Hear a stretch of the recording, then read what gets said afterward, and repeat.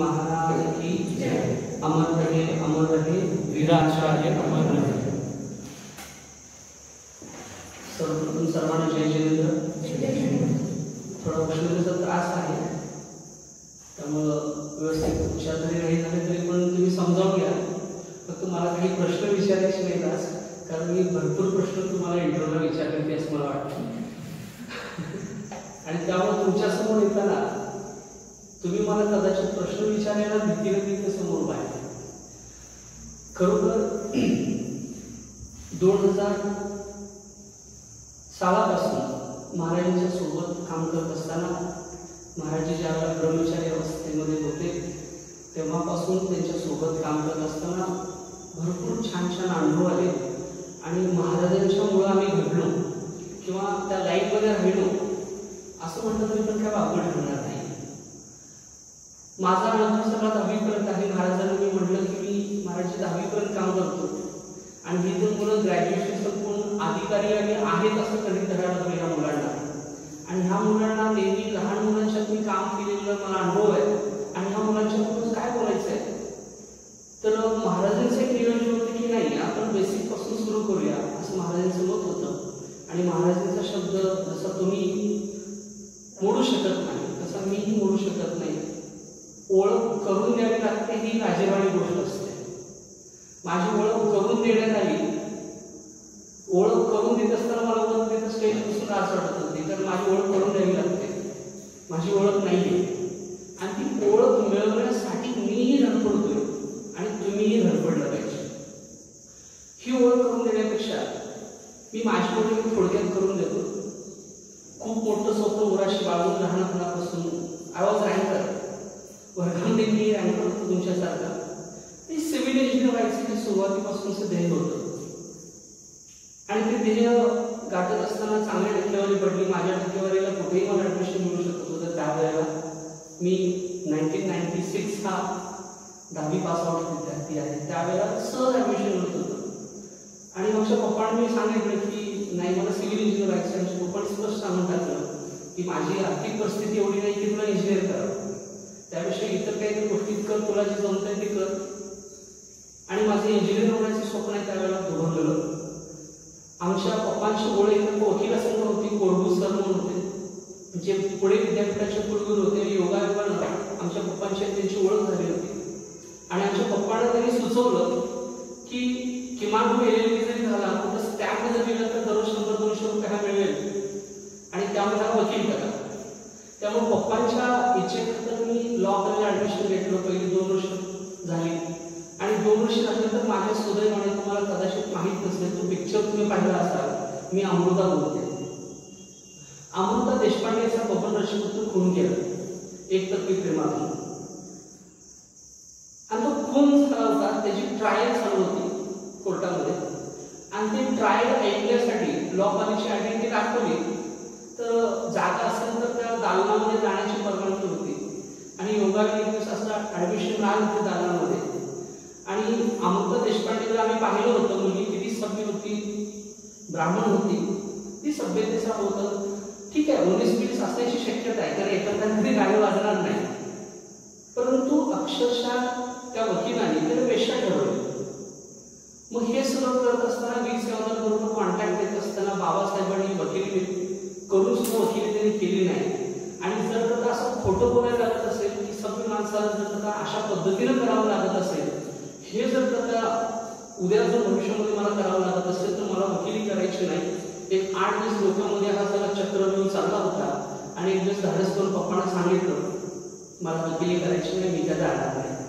त्यामुळे पप्पांचं जे वकिलीचं स्वप्न होतं ते पण जुळलं झालं।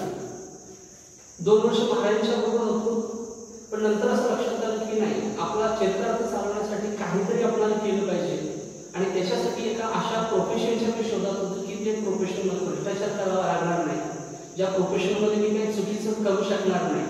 2 ओळी मुलांना कमी शिकवलं तर मुलं सांगतात सगळ्या ओळी राहिलेल्या आहेत, त्यामुळे शिक्षणामध्ये भ्रष्टाचार करता येत नाही। आणि असं मी सेक्टर निवडलं आणि नाही मी शिक्षकच होणार पण मी शिक्षक बनलो आणि आज एका अकॅडमीचा मुख्याध्यापक आहे। माझी स्वतःची अकॅडमी चालवतो। सकाळी 5:30 वाजल्यापासून रात्री 8:30 पर्यंत मी काम करतो, बोलतो माझ्यावर थोडं सुद्धा बोलत नसेल एवढा मी बडबडतो, पण कधीही त्रास झाला नाही. उलट 55 किलोचं 80 किलो वजन झालं, 2 चाकीची 4 चाकी झाली, 1 मजल्याचं 2 मजले झाले, व्यवस्थित सुद्धा झालं. ह्या कामामध्ये आनंद आहे. पैसाही मिळत राहिला, पैसा I was not concentrating on that economy. परंतु आनंद जो आहे, तुम्हाला आनंद कशात आहे मी शोधण्याचा प्रयत्न केला आणि मी शिक्षक आहे. परंतु मी आज पाठीवरून बघतो तर मला खूप आनंद होतो आणि अभिमानी वाटतो. कारण आजपर्यंत समाजाचं परिवर्तन कोण घडवलं ते फक्त शिक्षकांनी घडवलेलं आहे. आज पाठीवरची सगळी परिवर्तन करणारे जे चळवळीचे नेते आहेत त्यातले नियर अबाउट 70% हे शिक्षकच आहेत. त्यामुळे शिक्षक हे शिक्षक असल्याचा अभिमान आहे. आणि अभिमान या गोष्टीचा आहे की मी इंजिनियर झालो असतो तर दगडामातीची घरं बांधलो असतो, मी वकील झालो असतो तर दुसऱ्याची घरं म्हणून मी माझं घर भरलं असतो. पण आज एक शिक्षक झालोय आणि ते जिवंत घर बांधण्याचं भाग्य मला लाभलेलं आहे.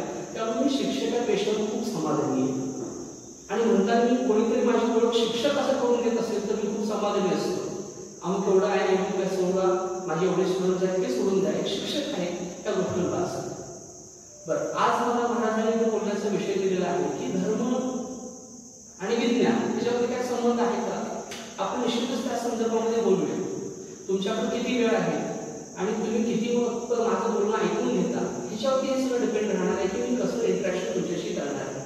कारण मी आल्यापासून काम नसतं लहानपणापासून किंवा जो जगचे होश संभाळला आहे असं म्हणतो, थोडं ऑब्झर्वेशनची सवय खूप घाण आहे मला आणि ती छान पण आहे.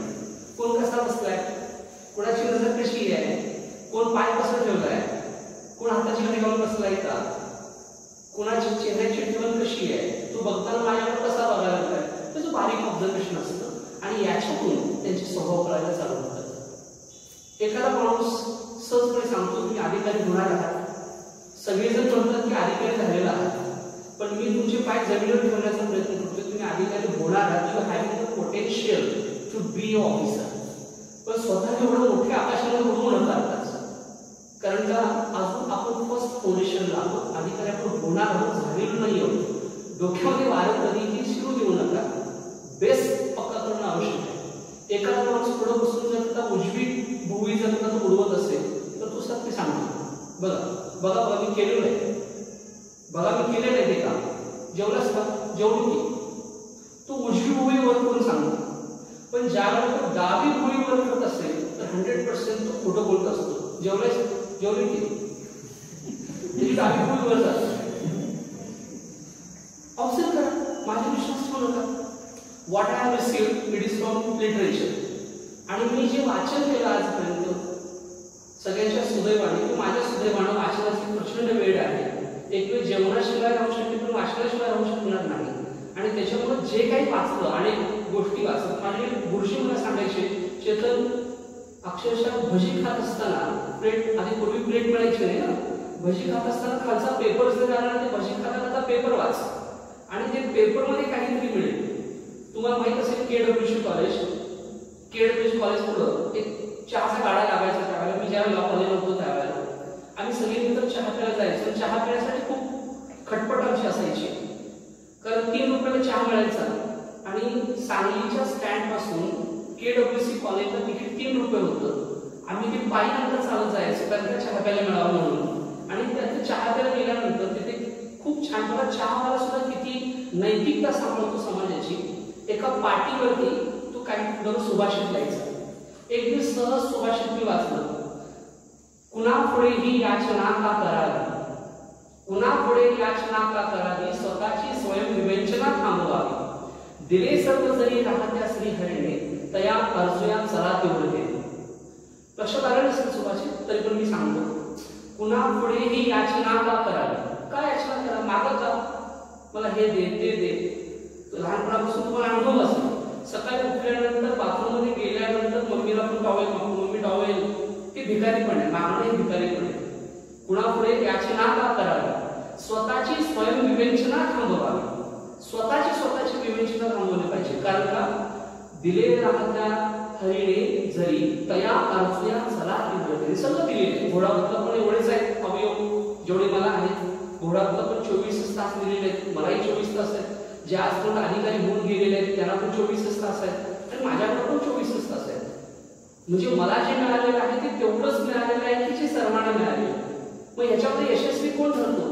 तर आपल्याकडं आहे त्या घटकांचा जो योग्य पद्धतीने वापर करतो तो आयुष्यामध्ये यशस्वी ठरतो. जास्त विषयांतर नव्हतं, आपल्या मेन विषयाकडे येऊया.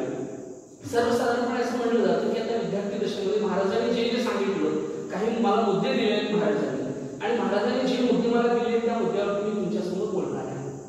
विद्यार्थी दशेमध्ये आपली सध्याची आपली विद्यार्थी दशा आहे, त्या विद्यार्थी दशेमध्ये काही सूत्र आपल्याला आवश्यक असणं खूप महत्वाचं आहे. तुम्हाला कदाचित ते माहीत असेल नसेल, तुम्हाला माहीत नसेल त्या अनुषंगाने मी सांगतो.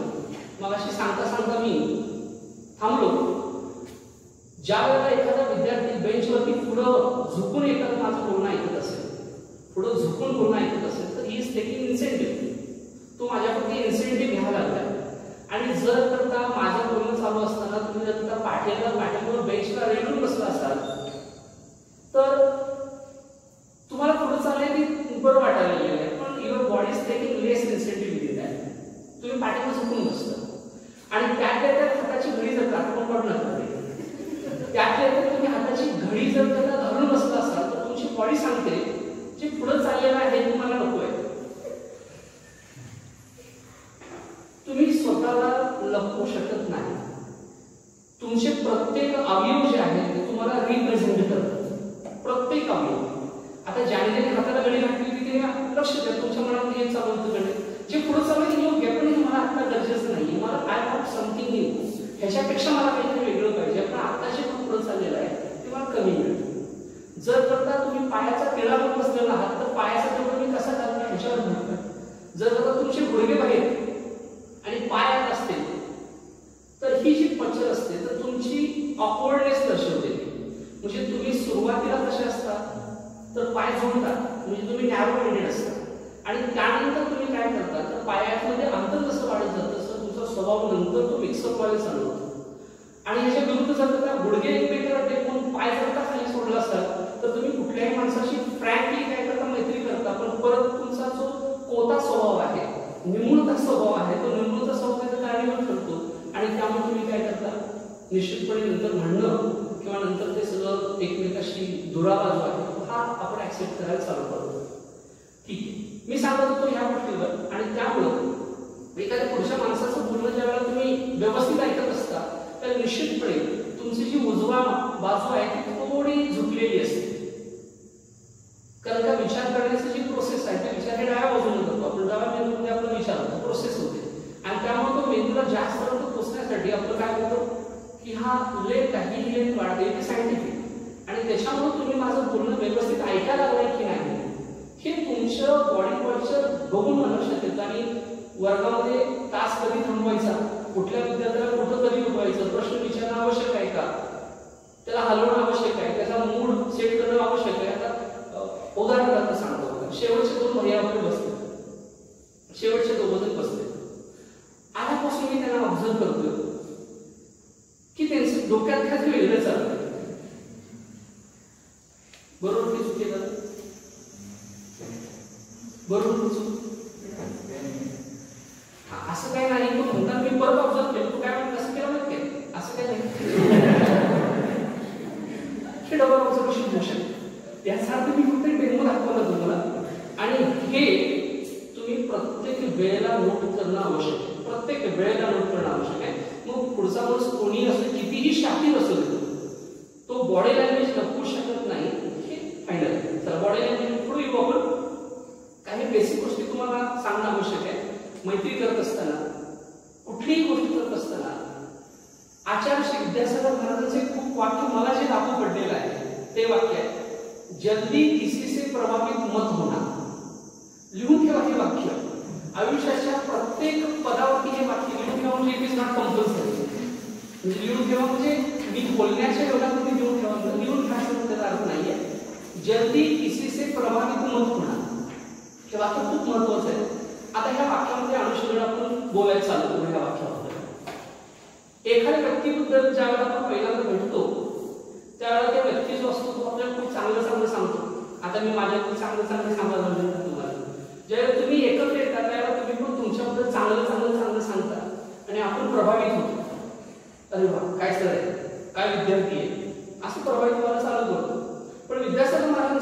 जल्दी किसी से प्रभावित मत होना, कारण का त्यांनी मोराचं उदाहरण दिलं. मोर ज्यावेळेला नाचत असतो त्यावेळेला तो आपल्याला समोर चांगला पिसारा दाखवत असतो, म्हणजे मी किती चांगला आहे हा पिसारा दाखवत असतो. त्यानंतरचे एक वाक्य आहे लेट इट टू टर्न. ज्यावेळेला मोर पलटी मारतो ना तेव्हा त्याची डॅश डॅश उघडी पडलेली असते. नाही कळत. मोर ज्यावेळेला आपले पंख उभे करतो त्यावेळेला तो पुढे आपल्याला चांगले गुण दाखवत असतो, आणि ज्यावेळेला चांगले गुण दाखवतो त्यावेळेला त्याशी प्रभावित व्हायचं नाही. कुठलीही गोष्ट कुठेही लागू करू शकतात, कुठेही म्हणतोय माझ्या बाबतीतही लागू करू शकतात. जल्दी किसी से प्रभावित मत होणं, माझेही चुकीचे जे गुण आहेत जे डॅश डॅश पाठीमागे गुढी पडलेली असते, लेट इट टू टर्न. त्यामुळे प्रत्येक व्यक्तीशी कुठलेही संबंध ठेवत असताना, कुठलाही व्यवहार करत असताना त्या व्यक्तीच्या दोन्ही बाजू चेक केल्याशिवाय कधीही आपण पुढे जायचं नाही. कारण का तो कसं वागतो, चांगलं कधी वागतो, तो वाईट असताना कसा वागतो, कोणीही व्यक्ती असेल तर त्याचा फक्त आपल्याला टर्न होण्याची दुसरी बाजू करणं खूप आवश्यक आहे. आणि त्यासाठी मी म्हणतो जल्दी किसी से प्रभावित मत होणं. विद्यासागर महाराजांनी विद्यार्थ्याशी लक्षण सांगत असताना सांगितलं की काकदृष्टी बकध्यानं श्वान निद्रा तथैवच. काकदृष्टी बकध्यानं श्वान निद्रा तथैवच अल्प आहारी ग्रहत्यागी विद्यार्थी पंचलक्षणं. ही विद्यार्थ्याची 5 लक्षणं आहेत. आता ही लक्षणं आपण एक विद्यार्थी म्हणून आपल्याला लागू पडतात का बघूया. काकदृष्टी, कावळा. काकदृष्टी कावळा कुठेही उडत असला तर त्याची जी नजर असते ही नजर ही त्याच्या भक्ष्यावरती असते. आणि तुम्हाला माहिती आहे की मला माहित नाही, त्याला एकच डोळा असतो असं मानलं जातं. कावळ्याला एकच डोळा असतो. आता विचार करा, कावळ्याला एक डोळा जरी असेल तरी एका डोळ्यानं त्याचं धाडस किती मोठं असतं. कुठलीही चिमणी आजपर्यंत लहान मुलाच्या हातातलं खाऊ ओढून घेत नाही. कुठलाही मोर कोंबडा काही करत नाही. परंतु कावळ्यामध्ये एवढं मोठं धाडस असतं एक डोळा असून की तो लहान बाळ जर खेळत असेल तर त्या बाळाच्या हातातलं खाऊ तो हिसकून घेऊन जाऊ शकतो. आणि हे करणारा दुसऱ्याच्या हातातलं घेऊन जाण्याला फार मोठं धाडस लागतं आणि फार मोठं नजर लागते, ते पण एक डोळा असून. तसं विद्यार्थी कसा पाहिजे तर त्या कावळ्यासारखा पाहिजे. जरी एक बाजूंची कमकुवत असली तर जी बाजू आहे त्या बाजूचा कसा वापर करून आपल्या स्वतःमध्ये प्राबल्य आपलं वाढवायचं आणि आपल्याला जी इच्छित पाहिजे ते कसं खेचून आणायचं हे आपण कावळ्याकडे शिकलं पाहिजे. आणि म्हणताना महाराज पहिलं उदाहरण देतात की काकदृष्टी. दुसरं सांगतात बकध्यान. आता बक म्हणजे बगळा. बगळा ज्या वेळेला उभा असतो पाण्यामध्ये तो मासा पकडण्यासाठी उभा असतो. अहिंसावाद जर आपण हे उदाहरण उपमा म्हणून घ्यायला गेलं, ज्यावेळेला त्या बगळ्याला ध्यानस्थ उभा असतो तो ध्यानस्थ नसतो. छोटे मासे येऊन जात नाहीत त्याच्याजवळ, कोण जातात ना, छोटे मासे येतात जातात, तो लक्ष देत नाही कारण त्याला खात नाही तो. कारण छोटे मासे पकडण्यासाठी जर करता त्याला चोच पाण्यामध्ये मारली तर पाण्यामध्ये जे व्हायब्रेशन्स येतात त्या व्हायब्रेशनमुळे परत मोठे मासे येत नाही आणि त्यामुळं तो बगळा ध्यानस्थ राहतो. आणि ज्या वेळेला तो मोठा मासा येतो त्याच वेळेला तो अटॅक करतो. मग आपण काय शिकायचं आहे आपल्याला, तरी आपण एवढं शिकायचं आहे की अधिकारी होत असताना तो इथं आल्यानंतर छोटे मोठे मासे येतील आपल्याजवळ, अनेक छोटे मासे येतील, आले प्रलोभन दाखवतील, मनाच्या काही उघड्या फुटतील, मन काही निश्चित मागेल, झोपायला मागेल आणि काय मागेल, चांगलं चांगलं खायला मागेल. हे सगळे छोटे मासे आहेत. ह्या छोट्या माशावर कॉन्सन्ट्रेट नाही करायचं. आपलं जे उद्दिष्ट आहे ते उद्दिष्ट मोठ्या पदाचं उद्दिष्ट आहे आणि तो मासा गळाला लागूपर्यंत, तो मासा आपल्या जवळ येऊपर्यंत छोट्या मासे किती जरी येऊन गेले तर त्यांच्यावर कुठल्याही प्रकारचं लक्ष द्यायचं नाही, पाणी ढवळू द्यायचं नाही, पाण्यामध्ये कंपन तयार करायची नाही. तर पाण्यामध्ये म्हणजे मनामध्ये तुम्ही कंपन तयार केला तर मोठी मोठी पदं येणार नाही. उदाहरणार्थ होऊ शकतं प्रलोभन काही होऊ शकतं. समजा घरातले म्हणजे बास आता तुझं लग्न करूया, प्रलोभन आलं नसतं, बारका मासा आला समोर, मग ते बारका मासा खायचं की नाही. तिथं आपण एकत्र राहतो. निसर्ग धर्म आहे. मी थोडं धाडस करून बोलतोय, निसर्ग धर्म आहे. काही अट्रॅक्शन उपलब्ध होण्याची शक्यता नाकारता येत नाही. पण आता समजायचं की हा बारका मासा आहे, ह्या बारक्या मासा कॉन्सन्ट्रेट नाही करायचं. हे करायसाठी नाही आलो आपण, इथं बारका मासा पकडायला आलो का आपण. आज बोलू वाटेल एकट्याशी, चला गप्पा मारा बसूया, आज कंटाळा एन्जॉय करूया, वर निवांत हे करूया. लक्षात ठेवा सगळी बारकी मासे. जोपर्यंत तुम्ही बारका माशावरती फोकस कराल तोपर्यंत मोठा मासा तुमच्या मोठा मासा हवा असेल तर हे बाकी छोटे मोठे जे आनंद आहेत ना, गावामध्ये काय चालू आहे, आज एवढं उत्सव चालू आहे, काय चालू आहे, मला घराकडे जायचं आहे, हे वाले मला ते वाले, माझ्या मनामध्ये असं यायला लागले, हे सगळे बारके माशापासून आपण लाभ घ्यायला पाहिजे. काकदृष्टी बकत ध्यान श्वान निद्रा, आपली जी निद्रा आहे म्हणजे विश्रांती घेतलीच पाहिजे. पण कुत्र्याच्या जवळ कितीही सावधानतेने आपण गेलो तर कुत्रा बघा अलर्ट असतो नेहमी. त्यामुळं झोपेत सुद्धा अलर्टनेस असणं आवश्यक आहे, जागृत. कारण जैन धर्माचा सगळ्यात मोठा सार असेल ते सोडून द्या. ते जैन धर्म म्हणजे मुळी व्हायला लागतं, आचारशी व्हायला लागतं, हे सगळं सोडून द्या. आपण त्या आचारशी तुम्हाला सांगते काय सांगायचं ते. एक बेसिक मध्ये बोलत असताना man minus passion is equal to God. सहज व्याख्या देवाची. माणसांच्या मधून ते जे विकार ज्यावेळेला बाजूला होतात, मला विकार आहेत ना, आज मी तुमच्या समोर बोलायला पण माझ्या मनात काय काय चाललं तुम्हाला माहिती आहे का? सांगू शकत माझ्या मनाचं काम करत तुम्हाला लागेल. तुम्ही इंटरव्ह्यूला बसत होता त्यावेळेला आम्ही तुमच्याशी कुठल्या नजरेने तुमच्याशी बघत होतो. 2 प्रकारचे इंटरव्ह्यू घ्यायच्या अगोदर आमचं जो पॅनल बसलो होतो त्या पॅनलला एकच प्रश्न विचारला, इंटरव्ह्यू सिलेक्शनसाठी करायची की रिजेक्शनसाठी करायची? कारण इंटरव्ह्यू 2 प्रकारचे असतात. एक सिलेक्शनसाठी इंटरव्ह्यू केली जाते आणि रिजेक्शनसाठी. मग त्यामुळे आमच्या पॅनलमध्ये असं ठरलं होतं की 2 जण रिजेक्शनसाठी इंटरव्ह्यू घ्यायची आणि 2 जण सिलेक्शनसाठी इंटरव्ह्यू घ्यायची. आणि माझं काम रिजेक्शनचं होतं आणि नंतर धडाधड तुमच्या प्रश्नांचा मारा आम्ही करत होतो. आणि त्यातून एवढंच बघायला आम्हाला पाहिजे होतं की how you are going to tackle the situations. म्हणजे प्रश्नाची ज्यावेळेला सरबत्ती तुमच्यावर केली जाते त्यावेळेला तुम्ही कितपत त्याला सर्वाइव्ह होता. म्हणजे बारक्या मासे किती सोडतात आणि मोठ्या माशात किती लक्ष आहे ते लक्ष ते माझ्यावर काम देण्यात तुमचं कॉन्सन्ट्रेशन किती आहे, पुढे विचारलेल्या प्रश्नावरती किती फोकसली तुम्ही काम करता ह्याची जबाबदारी आमच्या पॅनलमध्ये माझ्यावर देण्यात आली होती.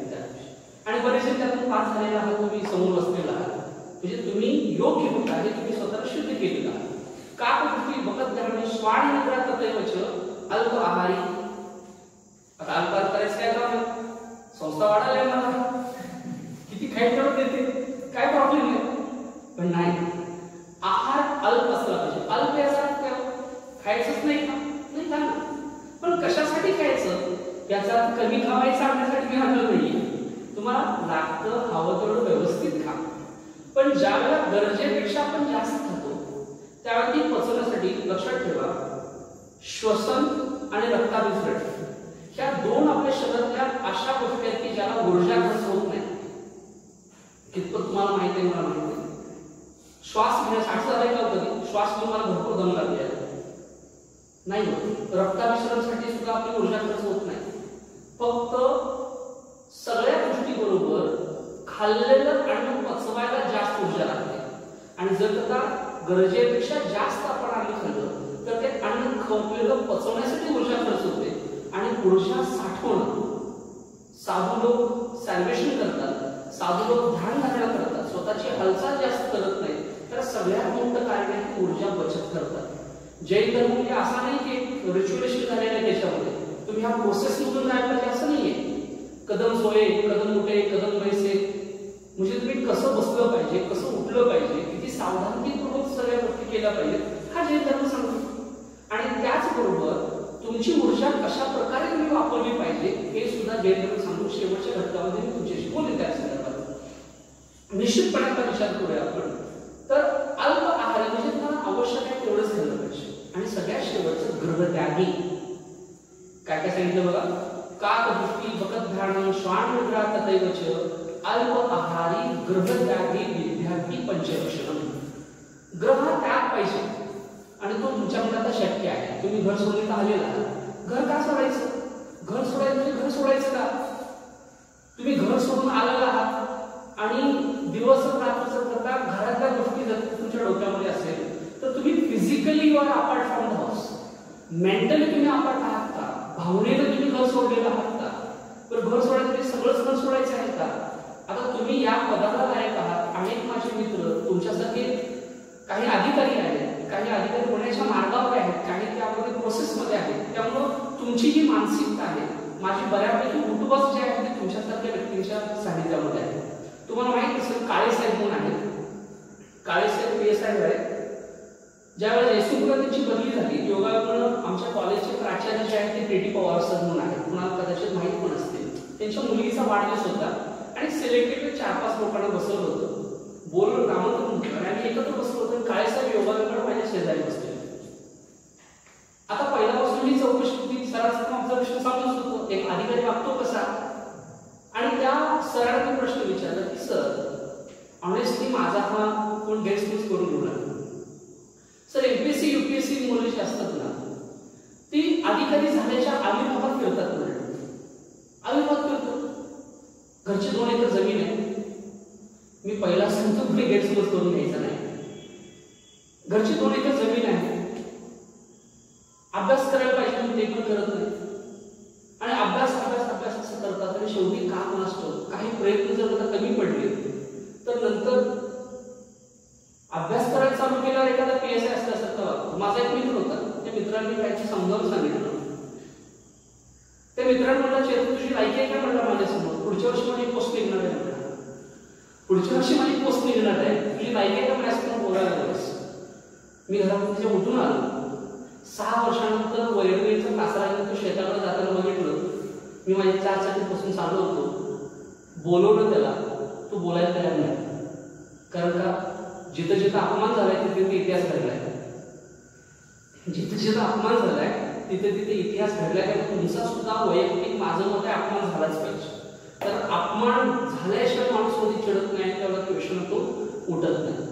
मग मी सरांविषयी सांगितलं की सर ही एमपीएससी यूपीएससीची मुलं अभ्यास करतात की अधिकारी झाल्याच्या आविर्भावात फिरतात, आणि चुकून जर का फेल्युअर जर का चुकून होतोय फेल्युअर आलं तर ती परत साधी साधी कामं जी असतात ना ते अपवर्ड वाटायला चालू होतं, की करत नाही तर ते आयुष्यामध्ये फेल जातं. हे माझा अनुभव आहे. मग ह्याच्यात तुमचं मत काय आहे. सर हसले. माझा जो खोचक प्रश्न होता त्यांना लक्षात आला आणि त्यामुळे सरांनी खूप छान उत्तर दिलं त्याच्यावरती. सर म्हणले आयुष्यामध्ये कधीही अनेक गोष्टी आपण संपादन करत जात असतो, त्यावेळेला अनेक प्लॅन्स आपल्याकडे आवश्यक आहे. Plan A, plan B, plan C. सरांचं उत्तर मी आहे तसं डिक्टेट करतोय तुमच्या समोर. तुम्ही जर का वाघाची शिकार करायला चाललेला आहात आणि त्यावेळेला जर का तुमच्या आडवे ससा आला, एखादा कोल्हा आला, तर आपण काय करतो, नाही नाही मी वाघाची शिकार करणार, मिळाली तर तीच गोष्ट घेणार नाही तर घेणार नाही. मी चुकीचं काही सांगत नाही, त्यातून माझं मार्गदर्शन चुकीचं कदाचित होण्याची शक्यता आहे. ते तुम्ही तुमच्या विवेकाच्या पट्टीवर जागरूक राहून ते तपासायचं. सर असं का बोलले आणि तुमचं उद्देश आणि माझं बोलण्याचं पुढे जर कॉम्बिनेशन करायचं त्या पट्टीवर जायचं, असं माझं वैयक्तिक मत आहे. सरांचं मत होतं की रस्त्यात येणाऱ्या सस्यपेला घ्या, रस्त्यात येणारे कोल्हे घ्या, ते आता गरजेच नाही. डोक्यामध्ये काय ठेवा, वाघ ठेवा, परंतु त्या वाघापर्यंत जाऊपर्यंत जी एनर्जी लागणार आहे तुम्हाला, ती एनर्जी कशातून मिळणार आहे, छोट्या छोट्या गोष्टीतून तुम्हाला एनर्जी मिळणार आहे.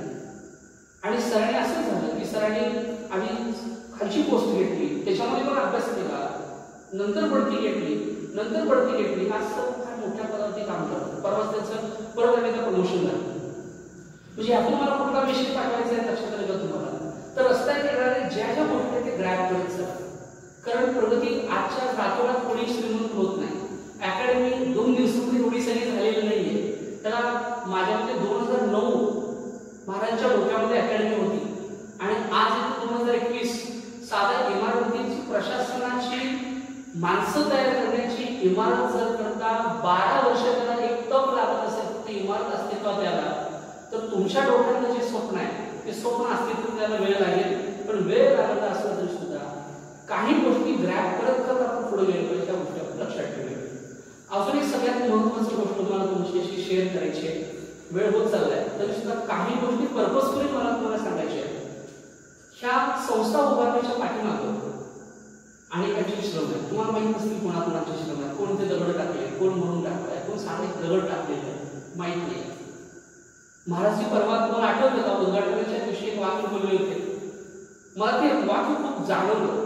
महाराज का बोलले, कारण एक मुलगा विहिरीत त्या तळ्यामध्ये ढकललेला आहे, त्याला वाचवलं आणि वाचवल्यावर चला तो म्हणतो महाराजांच्या आठवणीला हे उदाहरण मी आठवतं. जोपर्यंत तुम्ही आयुष्यामध्ये जोपर्यंत तुमची स्मृती जागृत आहे तोपर्यंत हे वाक्य नेहमी लक्षात ठेवा की परत त्या माणसाला पश्चाताप व्हायला नको की तुला मी का वाचवलं.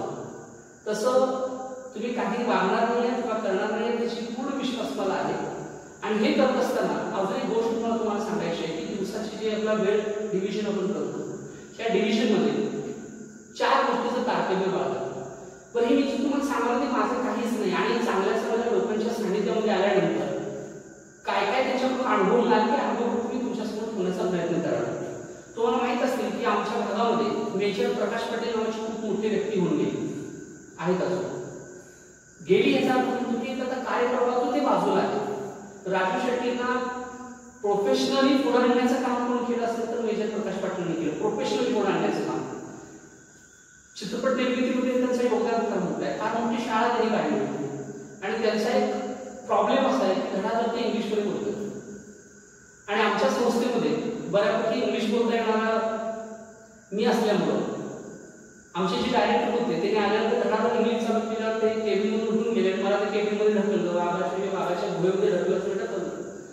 मग सरांचं डिस्कशन चालू झालं. मग मी सरांना एक प्रश्न विचारला, सर मी तुम्हाला कित्येक दिवसापासून पाहतोय राजकारणामध्ये असता. सरांचे एक वैशिष्ट्य आहे की सरांच्या जवळ 12 ते 13 केसेस चालू आहेत कोर्टामध्ये पण एकही वकील स्वतः लढवतात केस.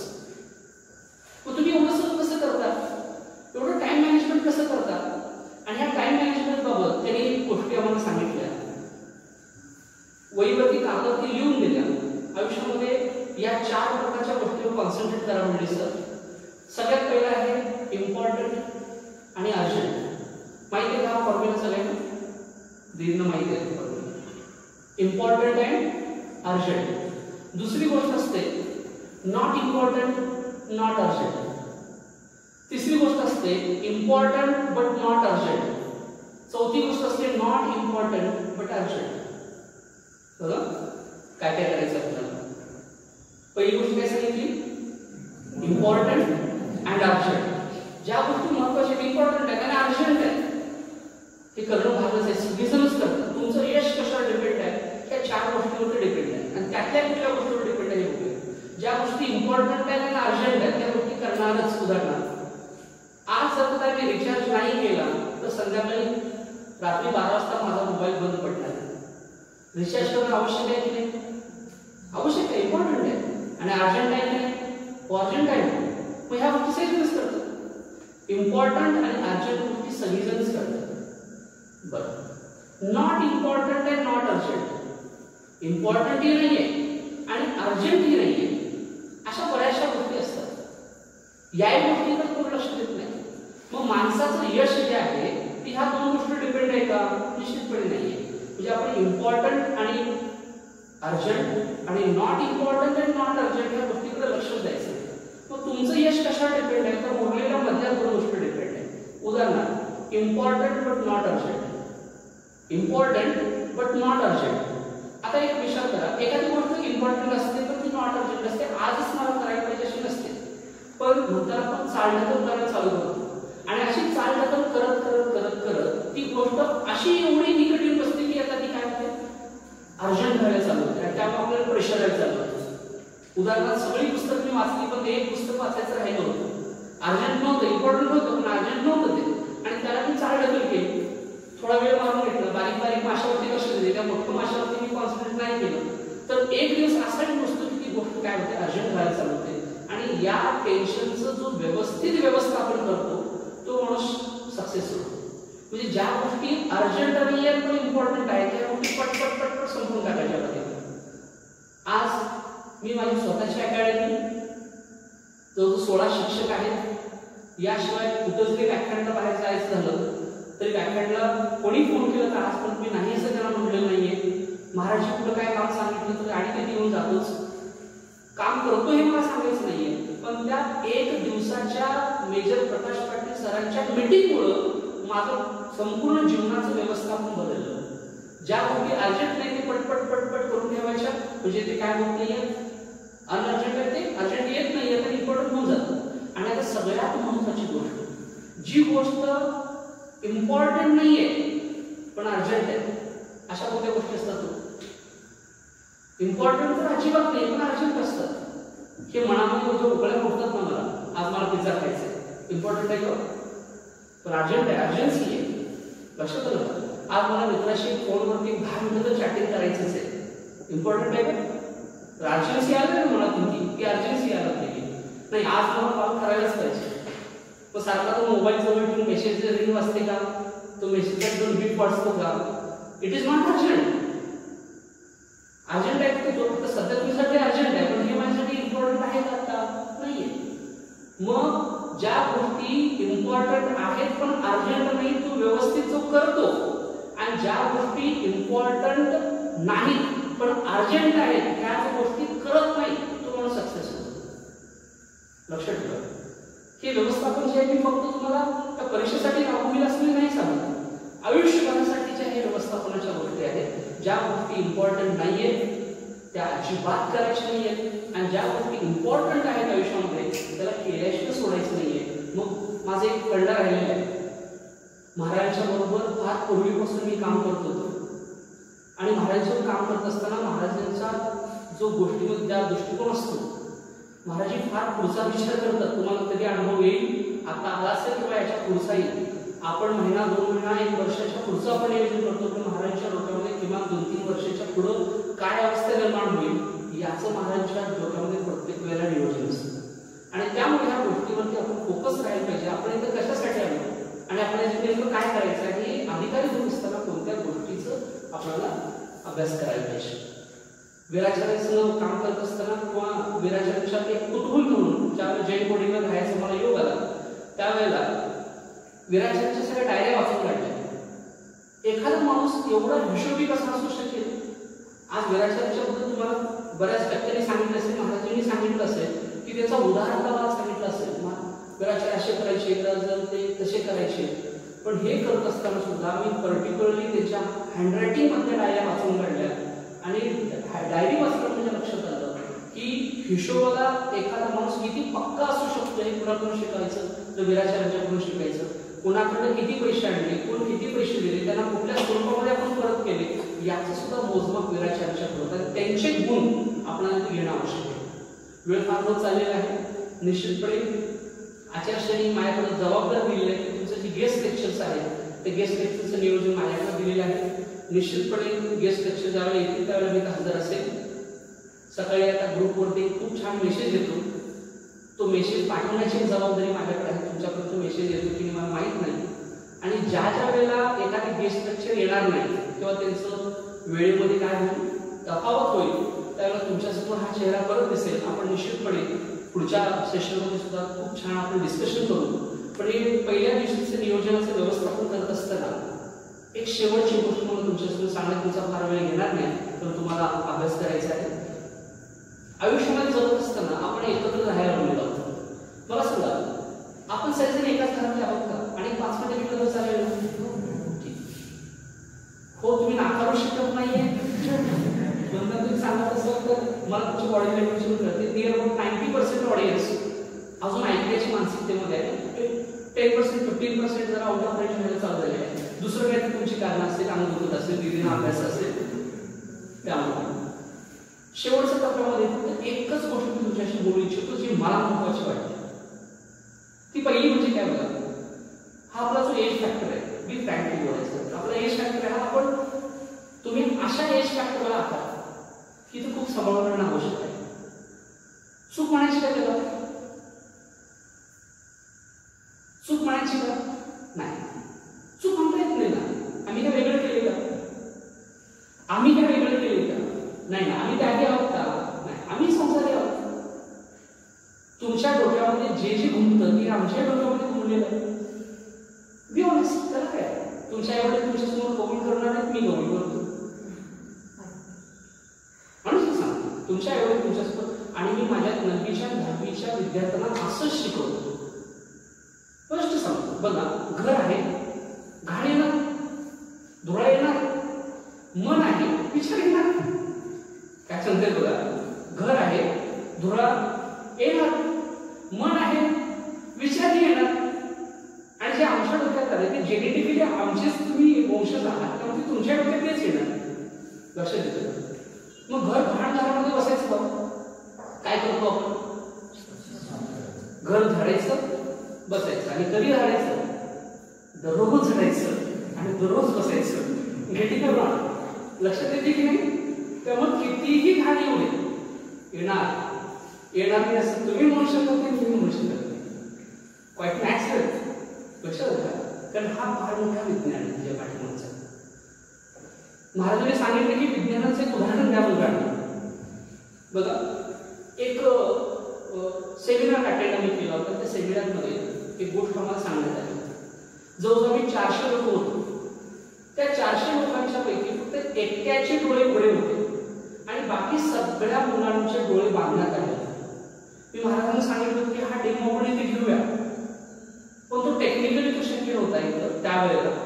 आणि म्हणतात की मग तोंडी सांगा आणि अशा काही डेमो आपण घेणार आहोत, त्याचे इम्प्लिमेंटेशन आपण करणार आहोत. फक्त एक फील करा की हा डेमोमध्ये तुम्ही आहात. एकाच विद्यार्थ्याचे डोळे उघडे आहेत आणि बाकी सगळ्यांच्या डोळ्याला पट्टी बांधलेली आहे. आणि त्या डेमोमध्ये माझा कदाचित 150 ते 160 नंबर होता. त्या दिवशी 400 लोक होतो त्या सेमिनारला. आणि प्रत्येकाला एकच तास देण्यात आले की पुढच्या माणसाच्या खांद्यावरती काय करायचंय, हात ठेवायचे आणि तो पुढं काय सांगतो ना तेवढं ऐकायचंय. तो पुढचा माणूस सांगितला पुढं खड्डा आहे, पाय जरा उचलून ठेवा, शंका घ्यायची नाही, पाय उचलून ठेवायचे. त्या पुढच्या माणसाने सांगितलं की पुढं पायरी आहे, पाय उचलून ठेवा, किंवा पायरी उतरायची आहे, पाय खाली ठेवा. तर आपणही ठेवायचं आणि पाठीमागच्याला मेसेज कन्वे करायचा. पाठीमाग पायरी आहे, पुढं पायरी आहे, पाय खाली ठेवायचे. तो सांगणार पुढं पायरी आहे, पाय खाली ठेवायचे. आणि असं जवळजवळ जयसिंगपूरमध्ये आम्ही 1.5 तास करत होतो. 1.5 तास.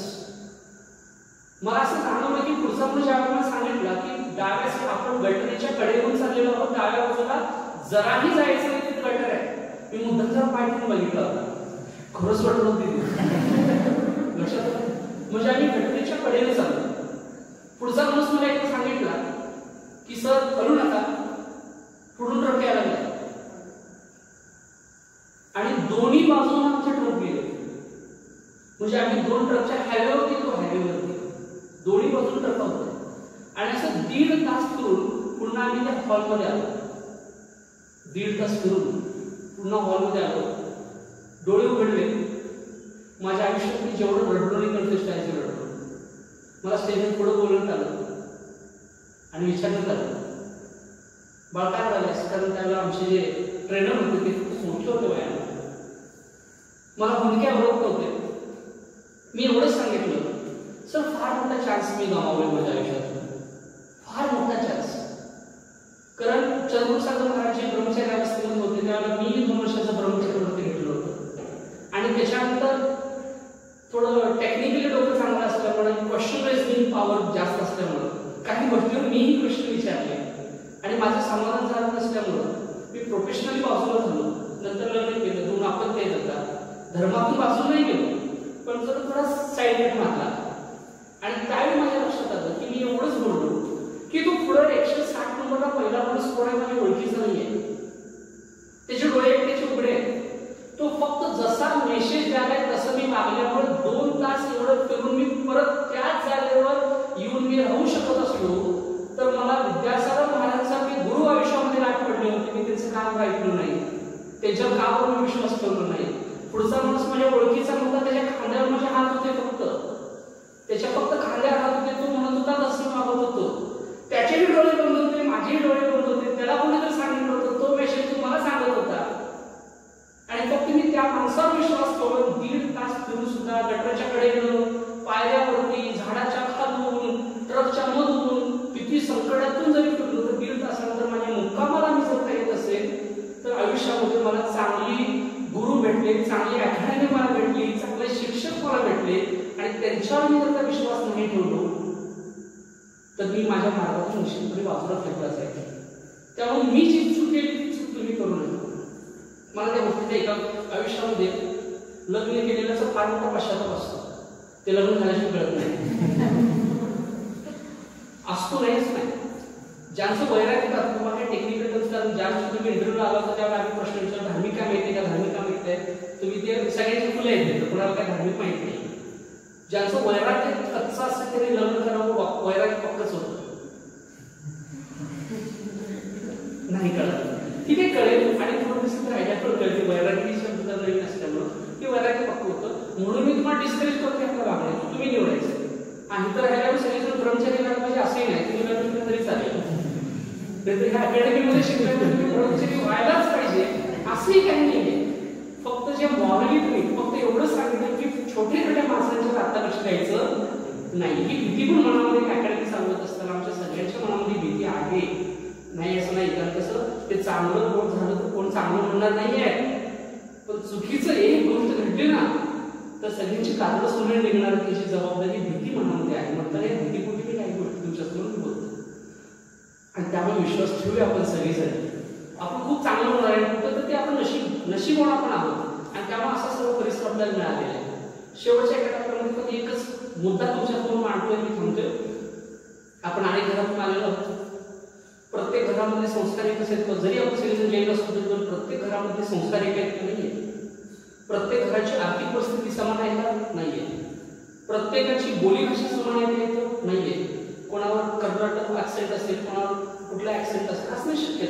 म्हणजे आपण वेगवेगळ्या घरातून आलेलो आहोत, वेगवेगळ्या संस्कारातून आलेलो आहोत आणि त्यामुळं इथं जवळ आल्यानंतर बघा भांडं असेल तर भांड्याला लागतंच. काय नाही लागतं? काही जण कबूल करतात चांगले भांडी लक्षात ठीक लागणार. भांडी एकमेकाच्या जवळ आले तर एकमेकाला धडकणार, आवाज होणार.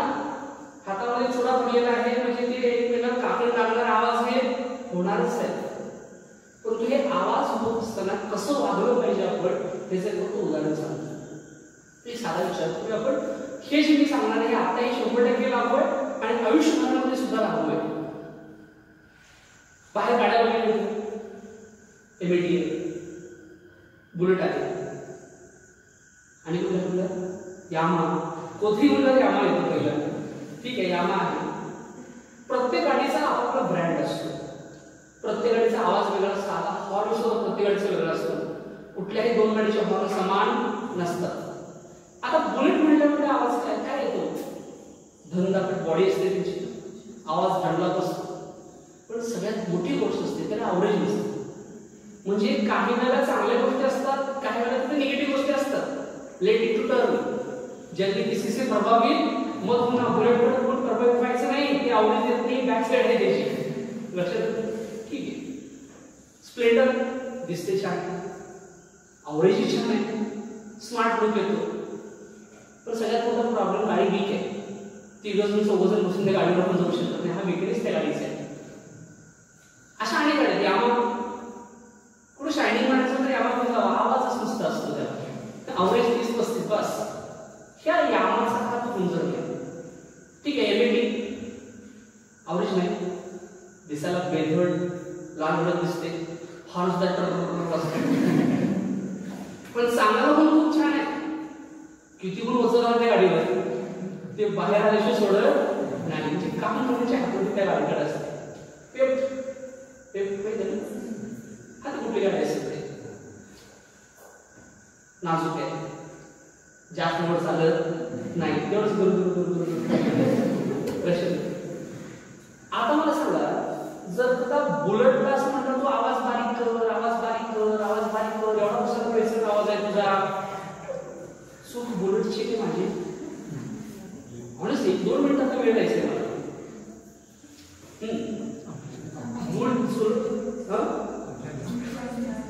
माझी म्हणजे बुलेट कडून मी चांगला आवाज मागण्याची चूक माझी.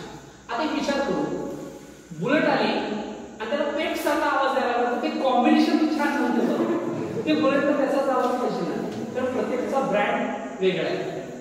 पण एमएटी कशी म्हणतो तू चांगला दिसत नाही, तू चांगला दिसत नाही, तू चांगला दिसत नाही, काम भरपूर करते पण तू चांगला दिसत नाही.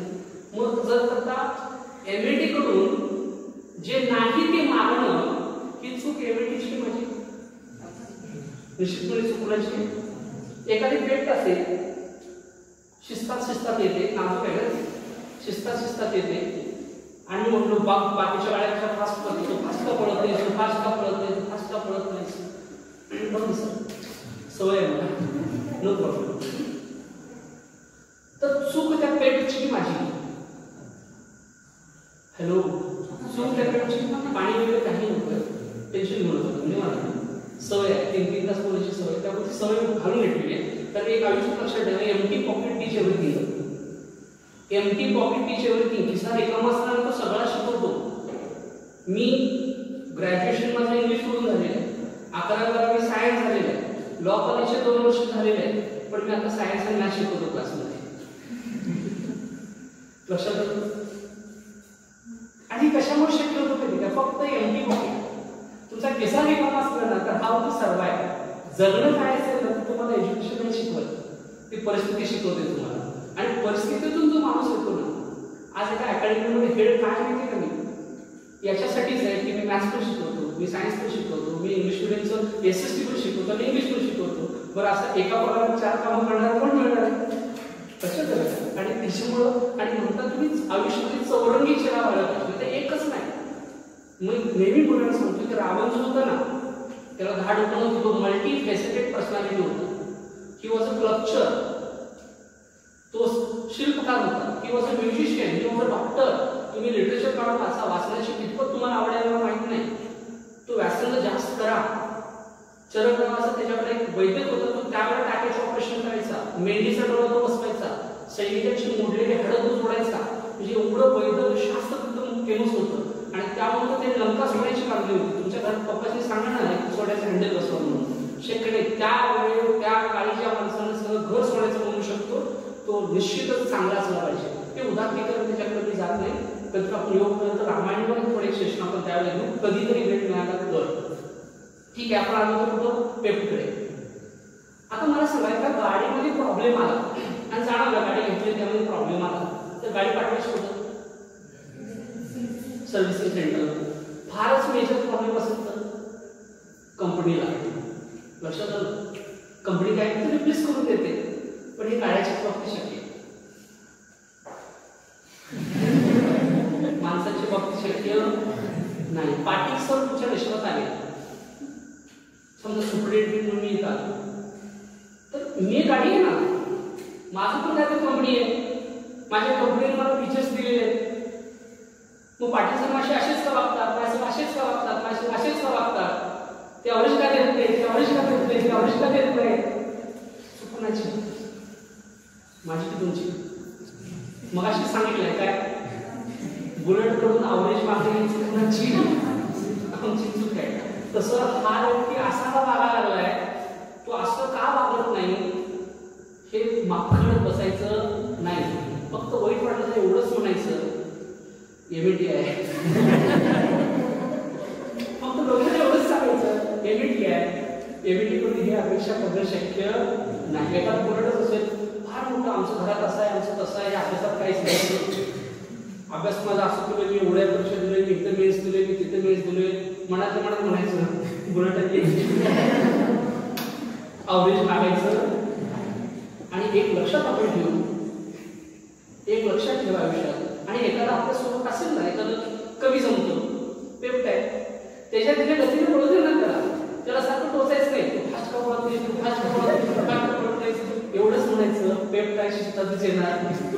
तर तो किती अभ्यास करतोय, तू का अभ्यास करत नाहीस नाही. हे चुकीचं आहे. म्हणजे अपेक्षा दुसऱ्याच्याकडून करायला लागल्या का तुम्ही, अपेक्षा स्वतःकडून करा, अपेक्षा दुसऱ्याकडून करू नका. कारण एक शाळा चालत असताना ह्या गोष्टी, लहान मुलांच्या ज्या गोष्टी असतात ना, लहानपणी आपण बेंचवर रेषा मारले, तुझं पुस्तक इकडं आलं तर बघ, माझं पुस्तक इकडे गेलं तर बघ. आणि हे फक्त बेंचवरच्या रेषा शेतामध्ये उद्या चालू होतात. लक्षात का आयुष्यामध्ये प्रतिस्पर्धा आणि भागीदारी सगळीकडे लपलेली नाहीये. आणि त्यामुळे ह्या गोष्टी आपण आलेलो नाहीये. सगळ्या शेवटी महाराजांनी सकाळी सांगितलं की तुम्ही सकाळी अभ्यासाला लवकर उठलं पाहिजे.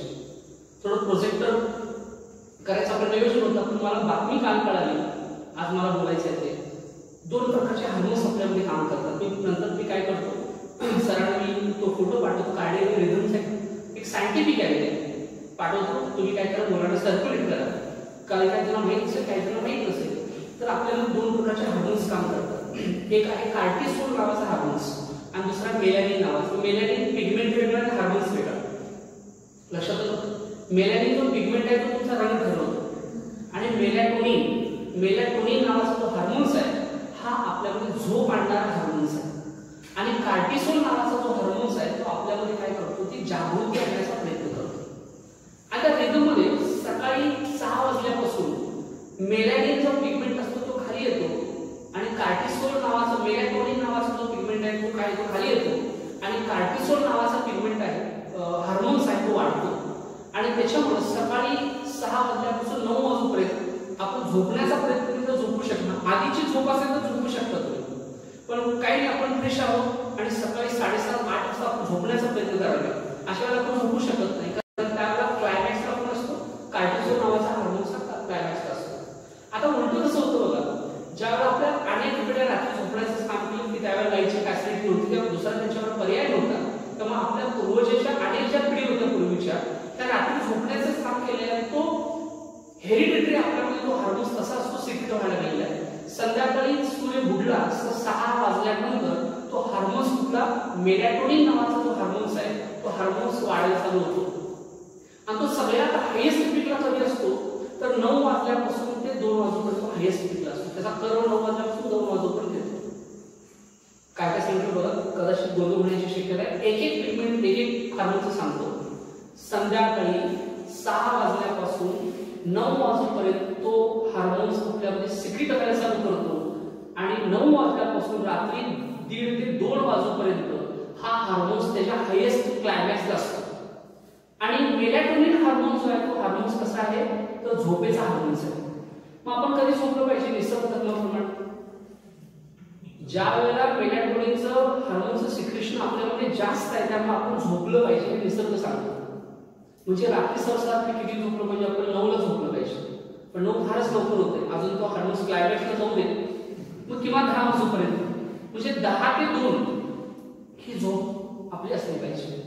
आणि 2 नंतर तो हार्मोन्स एवढ्या झपाट्यात कमी व्हायला चालू होतो आणि कार्टिसोल नावाचा हार्मोन्स आहे तो येतो आणि परत 3:30 वाजता एकमेकांना क्रॉस करतात आणि रात्री 3:30 नंतर कार्टिसोल नावाचा जो हार्मोन्स आहे तो वर जायला चालू करतो आणि मेलॅटोनिन नावाचा जो हार्मोन्स आहे तो झपाट्याने पुन्हा खाली यायला चालू होतो. म्हणजे झोपेची योग्य वेळ कोणती, रात्री 10 ते 2:30 वाजेपर्यंत. आणि तुम्ही ऐकत असाल की इंदिरा गांधी 2 तास झोपायच्या, अटल बिहारी वाजपेयी 3 तास झोपायचे. हे कधी झोपायचे, हे पाठीची झोप नव्हती. म्हणजे रात्री 10 ते 12-1 वाजेपर्यंत अभ्यास करणं याचा अर्थ असा आहे की दारू पिलेल्या माणसाला उभा राहण्याचं ट्रेनिंग देणं. लक्षात आलं? म्हणजे निसर्ग तत्वाप्रमाणे ज्या वेळेला आपल्याला ते मेलॅटोनिनचं सिक्रेशन जास्त होतं त्यावेळेला आपण काय केलं पाहिजे, झोपलं पाहिजे हा निसर्ग सांगतो. आणि ज्या वेळेला कार्टिसोल नावाचा हार्मोन्स त्याच्या हायेस्ट पीकला असतो त्यावेळेला आपण जागलं पाहिजे. त्यामुळे पहाटे जागून अवस्थेमध्ये आपण अभ्यास केला, त्याला ब्राह्मी मुहूर्त असं म्हणलेलं आहे. ब्राह्मी म्हणजे ब्रह्म, ब्रह्म म्हणजे ज्ञान आणि तो मुहूर्त म्हणजे ज्ञानाचं खरं कुठलं कारण असेल. आणि मी कित्येक वर्षाचा हे माझा वैयक्तिक अनुभव आहे की पहाटे उठून अभ्यास केल्यामुळे खूप चांगलं लक्षात आलं. आज गेली 12 ते 13 वर्ष या फील्डमध्ये काम करत असताना गेली 5 ते 6 वर्ष झालं की रात्री 3:30च्या दरम्यान उठणे आणि आपलं काय असेल ते प्रिपरेशन करणे आणि कसल्याही परिस्थितीमध्ये रात्री 9:30 मोबाईल बंद झालाच पाहिजे. 10 वाजता म्हणजे मला झोप लागलीच पाहिजे. झोप लागणे म्हणजे बेडवर झोपणे नव्हे, झोप लागलीच पाहिजे. आणि ती 4 ते 5 तासाची झोप आहे. ती 4 ते 5 तासाची झोप तुम्हाला इनफ होते, पण कधी या वेळेमध्ये झोपला आणि तुम्हाला साऊंड स्लीप असेल तर आणि दिवसभर ती तुम्हाला काय होते जागृती राहते. म्हणजे तुम्ही रात्रभर जाऊन अभ्यास करायला लागला, पहाटे तुम्ही झोपायला लागला तर दिवसभर परत तो कंटाळवाणा होतो आणि कोणत्या गोष्टीने किती एफर्ट्स देणं त्याच्यामध्ये मिसमॅच होतो. जो आपण आज चर्चा केली, मी आज व्याख्यानासाठी काय नाही आपण काय गोष्टी हेतूच तुमच्यासोबत करण्यासाठी आलो होतो. मी एवढंच तुमच्यासमोर सांगण्याचा प्रयत्न केला की आचार्यांना जे अभिप्रेत आहे तो विद्यार्थी कसा असावा हे तुमच्यासमोर सांगण्याचा प्रयत्न केला. त्यामध्ये गोष्ट सांगितली मी तुम्हाला, कुठली एक सूत्र सांगितलं, काकदृष्टी बकत ध्यान श्वान निद्रात तथैवच अल्प आहारी ग्रह त्यागी विद्यार्थी पंचलक्षणम. आणि याच्यामध्ये सांगितलं की काय करायचं आणि काय करायचं नाही. इम्पॉर्टंट अर्जंट ह्याचा रेशो सांगण्याचा मी प्रयत्न केला. कोणत्या माशावरती लक्ष द्यायचं आहे, कोणते मासे सोडायचे आहेत हे कळलं पाहिजे. तर प्रत्येक मासा मोठा आहे असं समजायचं नाही, हे कळणं खूप आवश्यक आहे. ही वाटचाल करत असताना plan A, plan B, plan C तुमच्याकडे तयार असणे आवश्यक आहे. ते जीवनामध्ये कुठं ते फेल्युअर यायला नको. आणि जे आम्ही पाहिलेलं आहे ते परत आणि परत आपल्या जवळची लोकांनी सुद्धा व्हायला त्याच्यासाठी काही प्लॅन्स तुमच्याकडे आयुष्याचे असले पाहिजे. तिसरी गोष्ट मी तुमच्यासमोर सांगण्याचा प्रयत्न केला की विश्वास ठेवणं गरजेचं आहे. खूप नशिबाने सगळं आपल्याला मिळालेलं आहे आणि त्याचं सार्थकी लावणं हे आपल्या हातामध्ये निश्चितपणे असलेलं आहे. चौथी गोष्ट सांगितली की नॉर्मल माणसं जशी वागतात तशी वागून आपल्याला चालणं, देहाच्या ज्या हात आहेत त्याच्या हात त्याच्याकडे लक्ष दिलं नसलं पाहिजे काही दिवसासाठी. आणि त्याच्यानंतर you are free to do any kind of activities, हेही मी क्लिअर केलं की कोणी गैरसमज त्याबद्दल करू नये. आणि शेवटच्या टप्प्यामध्ये सांगितलं की आपण एकत्रित राहत असताना अनेक संस्कारातून आपण एकत्र आलेलो आहोत. मला वाटत नाही प्रत्येकाचं प्रत्येकाबरोबर पटायलाच पाहिजे. लक्षात आलं का? कारण विचार भिन्नच आहे. पण तुम्ही दोन अधिकाऱ्यांचं पटल्यास मी कधी एकदा पण बघितलं नाही. दोन अधिकारी एका केबिन मध्ये बसून काम करत असंही होऊ शकत नाही. म्हणजे तुम्ही न पटवून घेण्याच्या मानसिकतेकडे जाणारे लोक आहात. काय बोलू न बोलून घेणाऱ्या मानसिकतेकडे जाणारे लोक आहात, तर तुम्ही आता तसंच वागाल. त्यामुळे एक गोष्ट लक्षात ठेवायची, प्रत्येक गाडीचा ब्रँड वेगळा आहे, त्या गाडीचं फीचर्स वेगळे आहेत, त्या गाडीचे हॉर्न वेगळे आहेत. तो असं काय करणार म्हणून तुमच्यामध्ये डिस्टर्बन्स आणणं हे तुमचं चूक आहे. त्याच्यासाठी आपण आलेलो नाहीये. आपण आपल्या गाडीचं कसं अवरेज जास्त पडेल हे बघण्यासाठी आलेलो आहोत. त्यामुळे you have to concentrate on your vehicle and your progress. आणि मिळणारा प्रत्यक्ष आपल्या स्वतःच्या प्रगतीसाठी आपण कसं वापरू ह्याच्याकडे आपण लक्ष देऊया. आणि शेवटच्या टप्प्यामध्ये मी तुम्हाला सांगितलं की झोपण्याची योग्य वेळ कोणती. महाराजांनी जे सकाळी सांगितलं त्याला मी सायंटिफिकली फक्त बेस दिला. त्यानंतरचे जे सूत्रसंचालन आहे किंवा सर जे आहेत ते सरांच्याकडून घरा सोपवणे सर करतो. तुम्ही मला शांतपणे ऐकून घेतलं. निश्चितपणे फार दिवस तुम्हाला समोर माझा चेहरा तुम्हाला बघावा लागणार नाही तुम्हाला महिन्यातून 2 वेळा. आणि कुठल्याही गोष्टीवरती फ्रँकली आपण असं करू, मी महाराजांना सुचवलेलं आहे की काही गोष्टीवरती फ्रँकली डिस्कशन झाले पाहिजे. फ्रँक डिस्कशन असं नाही की मी हे आहे मी ते आहे असं नाही. फ्रँक डिस्कशनसाठी आपण महिन्यात 1 दिवस असं निवडायचं आहे आणि त्याच्यामध्ये तुमचे जे विचार आहेत ते बाहेर काढायचे. कारण तुमच्या विचाराची कुवत कितपर्यंत आहे हे तुमच्या वाचनावर आणि तुमच्या विचाराच्या शैलीवर डिपेंड आहे. आणि त्यामुळे महिन्यात 1 दिवस असं निवडू, एखादा टॉपिक आपण निवडू आणि त्या टॉपिकवरती तुमची मतं काय. कारण हे लक्षात ठेवा, एखादा आंबा खाल्ल्याशिवाय कळत नाही आणि एखादा माणूस त्याचे विचार ऐकल्याशिवाय कळत नाही. मग त्या माणसाची लायकी कशावर आहे तर तो दिसण्यावर नाहीये, तो असण्यावर नाही, तो किती क्वालिटीचे विचार करतो याच्यावर आहे. तो विचार तुमचे बाहेर काढायचे असतील तर थोडं डिस्कशन करणं आपण आवश्यक आहे. ते निश्चितपणे द्यायचे प्रयत्न करू. आम्ही नवीन आहोत, तुम्ही नवीन आहात, एकमेकाला सहकार्य करत अवघे साधू सुखद म्हणजे आपण सगळ्यांची प्रगती करून घेऊया. तुमच्या भावी वाटचालीसाठी मी तुम्हाला हार्दिक शुभेच्छा देतो आणि मी माझं वक्तव्य थांबवतो. धन्यवाद.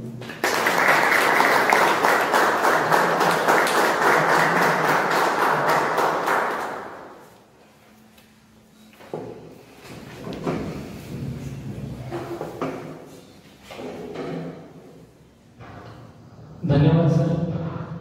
अतिशय ओघवती वाणी आणि सुरुवातीच्या क्षणापासून ते अगदी अंतिम क्षणापर्यंत फक्त शब्द कानावरती पडत राहावे आणि ऐकत राहावं असं आपलं आजचं मार्गदर्शन होतं. सर, या आपल्या मार्गदर्शनातून मी आमच्या हे सर्व विद्यार्थ्यांच्या वतीने ग्वाही देऊ इच्छितो की तो जो विश्वास आहे जो तुम्ही त्या उदाहरणातून सांगितला की हात ठेवून तुम्ही इतकं 1.5 तासाचं म्हणजे जे सगळं सेशन अरेंज केलं, तर तसाच विश्वास इथे असणारे आचार्य, इथे येणारे मार्गदर्शक यांच्यावरती ठेवून इथला प्रत्येक विद्यार्थी हा अधिकारी बनेल आणि स्वतःचं भवितव्य करेल हा विश्वास तो नक्कीच जपेल अशी ग्वाही या सर्व विद्यार्थ्यांच्या वतीने मी देतो.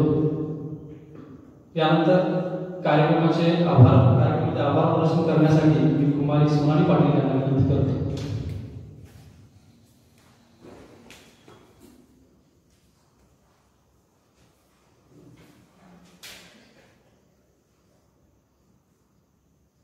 सर्वांना जय जिनेंद्र. आज आपल्याला मार्गदर्शन करण्यासाठी माननीय श्री चेतन पाटील सर इथे उपस्थित आहेत. ऍक्च्युली त्यांनी आपल्याला जे सांगितलं ते अगदी आपल्या डे टू डे लाईफ मध्ये जे आता आपण अभ्यास करताना आपण अनुभवतो अगदी त्याच गोष्टी होत्या. म्हणजे उदाहरणार्थ म्हणजे आणि मेन म्हणजे मला सरांचं एक जास्त म्हणजे आवडती गोष्ट म्हणजे प्रत्येक शिक्षकांमध्ये तो गुणधर्म असतो. कारण आता सुद्धा आपल्याला अभ्यास करताना बघा की एक टॉपिक आपण वाचला की ऍट द एंड तुम्हाला ते समराईज करता आलं पाहिजे सगळ्या गोष्टी. मला त्यांचं खूप चांगलं वाटलं की त्यांनी त्यांचं जे जो स्पीच त्यांनी काही दिलं ना ते सगळं पॉईंट टू पॉईंट त्यांनी परत समराईज केलेलं आहे. आणि खरोखर आपल्याला अभ्यासामध्ये याचीच गरज आहे की जे तुम्ही काही वाचता तुम्हाला शेवटी सगळं समराईज करता आलं पाहिजे. आणि खूप सरांनी ते चांगल्या पद्धतीने समराईज करून सांगितलेलं आहे. आणि जे काही बेसिक आपल्यामध्ये जे काही क्वालिटीज असले पाहिजेत ते अतिशय महत्त्वाचे आहे. आणि सरांनी जे सांगितलं की नॉट अर्जंट बट इम्पॉर्टंट म्हणजे ऍक्च्युली सर ते म्हणजे माहिती आहे याचा अर्थ की असे काही सेमिनार अटेंड केल्यामुळे ते माहिती होतं. आणि रिअली म्हणजे मी सुद्धा तसंच फॉलो करते की अजिबात अर्जंट नाहीये पण व्हेरी इम्पॉर्टंट आहे. ह्याच गोष्टी आपल्याला कधी पण केल्या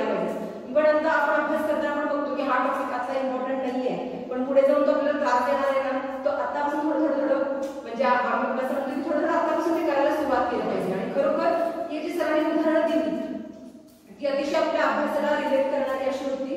आणि मेन म्हणजे जे रिझन सांगितलं सर आणि रात्री जागणं किंवा झोपणं हे जे काय आहे ते काही आपल्या गोष्टीला म्हणजे माहीत नव्हतं. आपण काही जणांना रात्री म्हणजे उशीरपर्यंत करायची सवय असते, मला तशीच आहे. म्हणजे काही रिझन आहे ते त्यांनी सांगितलेलं आहे आपल्याला. आणि खूप सगळ्या गोष्टी म्हणजे व्यवस्थित आपल्याला डे टू डे लाईफला कनेक्ट करून सांगितलेल्या आहेत. आणि मेन म्हणजे त्यांनी सांगितलं आपल्याला की तुमचं इतरांशी वागणं कसं असावं. म्हणजे माझं पण असं होतं बऱ्याच वेळा, म्हणजे ऑफिसमध्ये म्हणा किंवा बाहेर आपण इतरांच्या संपर्कात असताना नाही आणि असं वागलं पाहिजे होतं. म्हणजे आपण एक्सपेक्ट करतो आणि असं बऱ्याच वेळा होतं की मग तेव्हा आपण एक स्टेप मागे घ्यायला पाहिजे की आपल्या सुधारणा करायला पाहिजे, कारण आपण समोरच्या व्यक्तीला कधीच बदलू शकत नसतो.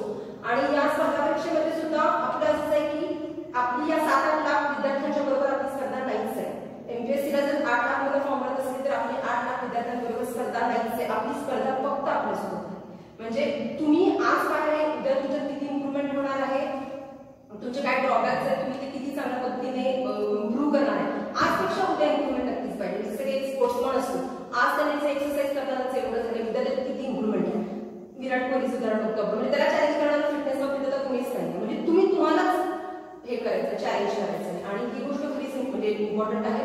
आणि सर वेळ वगैरे काही केलेला नाही, म्हणजे आम्हाला ऐकून चांगलंच वाटलेलं आहे. उलट असं पुन्हा सगळं बघायला मला आवडेल. आणि तुम्ही इथे येऊन आपला अमूल्य वेळ देऊन आम्हाला मार्गदर्शन केलं त्याबद्दल धन्यवाद.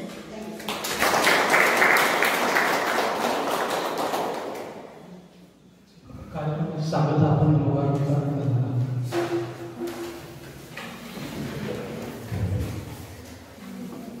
ओम नमः सिद्धेभ्यः, ओम नमः सिद्धेभ्यः, ओम नमः सिद्धेभ्यः. नमो अरिहन्तानं, नमो सिद्धानं, नमो वायर्यानं, नमो वज्रायानं, नमो लोहे सर्वसाधनं.